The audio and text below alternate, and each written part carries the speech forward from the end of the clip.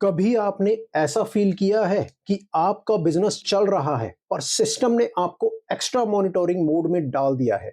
जैसे कोई आपको ऑब्जर्व कर रहा हो, हर मूव चेक हो रहा हो। जीएसटी में भी ऐसा होता है, नाम है रूल 14A।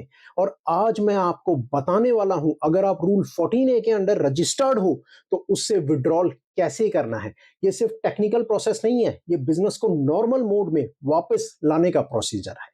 तो सिंपल लैंग्वेज में समझो, रूल 14 है क्या, 14A है क्या। रूल 14A का मतलब है जीएसटी डिपार्टमेंट ने आपको स्पेशल मॉनिटरिंग कैटेगरी में रख रखा है।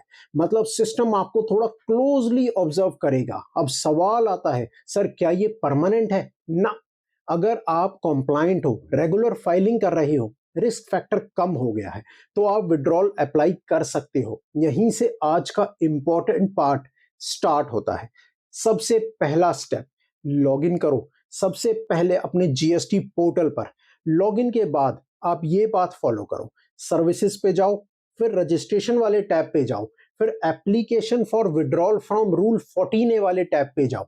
ध्यान रहे, ये ऑप्शन तभी दिखेगा जब आप एक्चुअली रूल 14A के अंदर रजिस्टर्ड हो और जीएसटीएन भी आपका एक्टिव हो। अगर ऑप्शन नहीं दिखता तो या तो आप रूल 14A में नहीं हो या स्टेटस एक्टिव नहीं है। Simple check, simple clarity. इसके बाद अब हम चलते हैं दूसरे स्टेप में। ऑप्शन है ऑटोमेटिकली नो होगा। पोर्टल में एक फील्ड आएगी, option for registration under rule 14A। ये बाय डिफॉल्ट नो सिलेक्टेड होगा। इसका मतलब सिंपल है, आप बोल रहे हो मुझे अब रूल 14A के अंदर नहीं रहना। सिस्टम क्लैरिटी मांगता है और आप क्लियर इंस्ट्रक्शन दे देते हो। अब हम चलते हैं तीसरे स्टेप के ऊपर।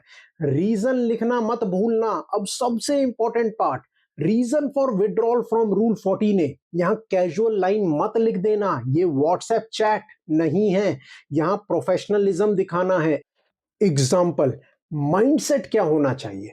रेगुलर कॉम्प्लायंस मेंटेन किया है, all returns filed on time, risk parameters resolved, no outstanding issues. Reason simple हो, सच हो और कॉन्फिडेंट हो।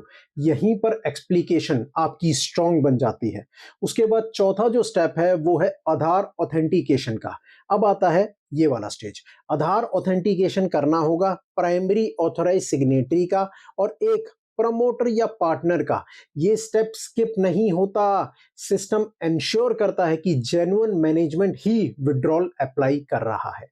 यहां ओटीपी आएगा, ऑथेंटिकेट करो ओटीपी से, उसके बाद सबमिट करो और ये प्रोसेस कंप्लीट हो जाएगा। देखिए, रूल 14A में आना कोई बैज ऑफ ऑनर नहीं होता और विड्रॉल लेना कोई ईगो इशू नहीं होना चाहिए। बिजनेस में कभी कभी मॉनिटरिंग बढ़ जाती है, पर डिसिप्लिन बिजनेस हमेशा वापस ट्रस्ट अर्न कर लेता है। कॉम्प्लायंस सिर्फ लॉ फॉलो करना नहीं होता, कॉम्प्लायंस एक मैसेज होता है, मैं ट्रांसपेरेंट हूं। और जब आप ट्रांसपेरेंट होते हो तो सिस्टम भी रिलैक्स हो जाता है। अगर आप रूल 14A में हो तो विड्रॉल अप्लाई करने से पहले लास्ट 6 मंथ्स की कॉम्प्लायंस जरूर चेक कर लेना।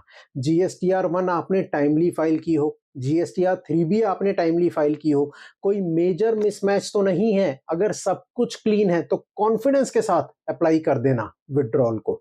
बिजनेस बनाना मुश्किल है, रेपुटेशन बनाना उससे भी मुश्किल है। रूल 14A से विड्रॉल सिर्फ पोर्टल का ऑप्शन नहीं है, ये एक सिग्नल है कि आप नॉर्मल कॉम्प्लायंस ट्रैक पर वापस आ चुके हो। आज ही लॉगिन करो, स्टेटस चेक करो और अगर एलिजिबल हो तो प्रोसेस को कंप्लीट करो। मैं आपको सिर्फ रूल्स नहीं बताता, मैं आपको सिस्टम समझाता हूं।